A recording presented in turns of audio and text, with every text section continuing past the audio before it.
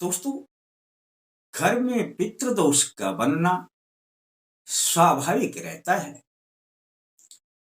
कोई ना कोई किसी ना किसी प्रकार की परिवार के किसी भी सदस्य के द्वारा ऐसी गलतियां जो पितृदेव को पसंद नहीं है होती रहती हैं और पितृदोष बन जाता है।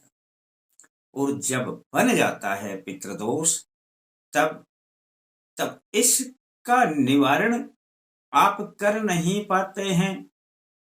वैसे तो छोटे छोटे उपाय मैं आपके लिए बताता रहता हूं, और वह भी अलग अलग, इसलिए कि जो उपाय आपको पसंद हो वह आप कर लें, जो आप आसानी से कर सके। पितृदोष के बनने से घर में सारे कार्य रुक जाते हैं, बीमारियां बन जाती हैं, काम किसी के भी नहीं बन पाते, अनावश्यक संकट बाधाएं आने लग जाती हैं, मन काम करने को नहीं करता, घर में कलह रहती है। अब पर मैं इन बातों की तरफ नहीं जाता कि क्या क्या होता रहता है, चलो वह आप स्वयं जानते हैं। पर यदि लगता है कि इस प्रकार की बाधाएं आ रही हैं, समझ लेना पितृदोष बरकरार है।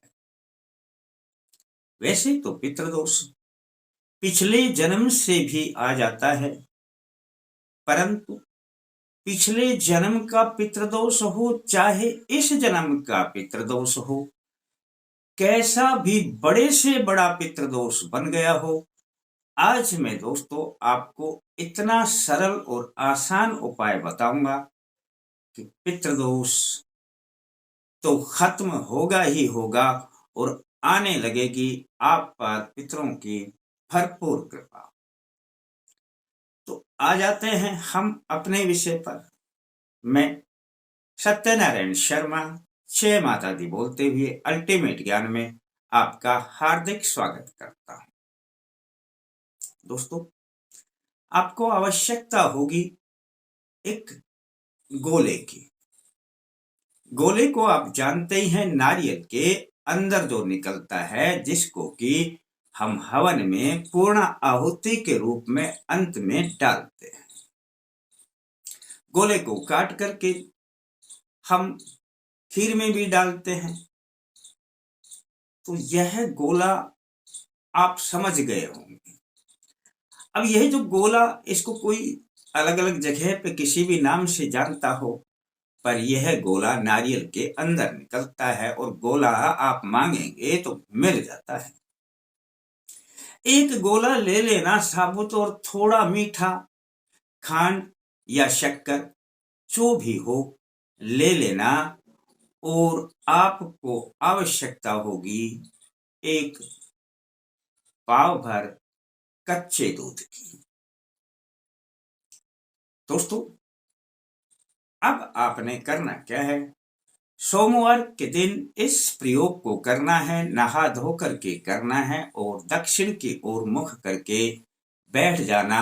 अपने सामने एक थाली रख लेना, जिसके अंदर की आपने इस गोले को रखना है, और इस गोले को ऊपर से गोल गोल काट लेना, इसकी एक टोपी सी उतर जाएगी।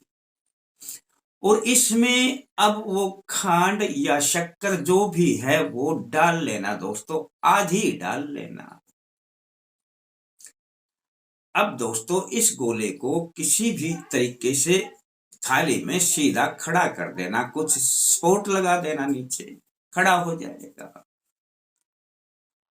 आपने दोस्तों अब ये जो पाव भर दूध है, इसमें से लगभग 50 ग्राम दूध ले लेना।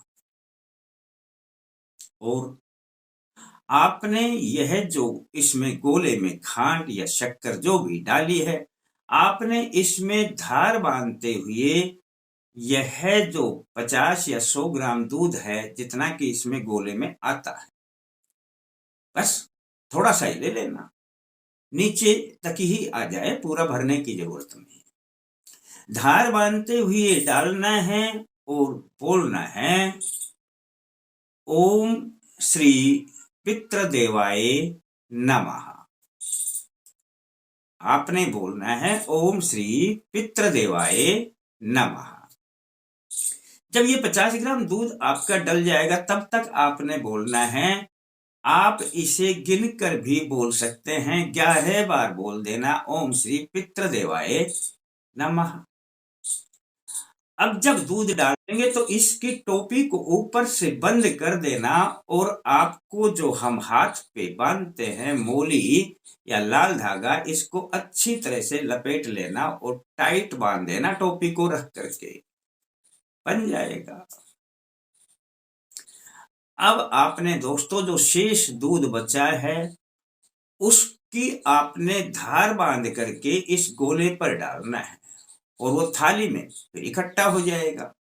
थाली में गोला रखा है ना, वो थाली में इकट्ठा हो जाएगा और धार बांध करके डालते रहना ओम श्री पितृदेवाय दुग्धम स्नानम समर्पयामि, यानी मैं दूध से आपको स्नान करवा रहा हूं। आपने बोलना है ओम श्री पितृदेवाय दुग्धम स्नानम समर्पयामि, धीरे धीरे करके धार बांधे और यह भी आप 11 बार बोले ओम श्री पितृदेवाय दुग्धम स्नानम समर्पयामि। बस दोस्तों आपका कार्य हो गया।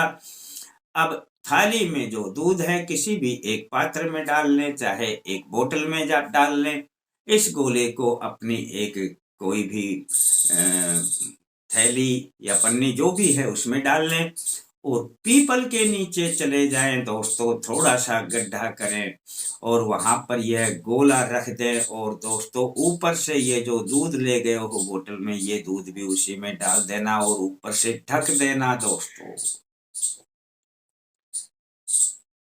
बस दोस्तों एक बार सोमवार के दिन आपने यह प्रयोग कर दिया, बड़े से बड़ा पितृदोष समाप्त होने लग जाएगा। यह पितृदेव की बहुत बड़ी अर्जी है, देखने में छोटी दिखाई देती है। तो दोस्तों इस प्रयोग को यदि 6 महीने में एक बार कर लिया जाए तो पितृदोष से सदा के लिए निजात पा जाएगा।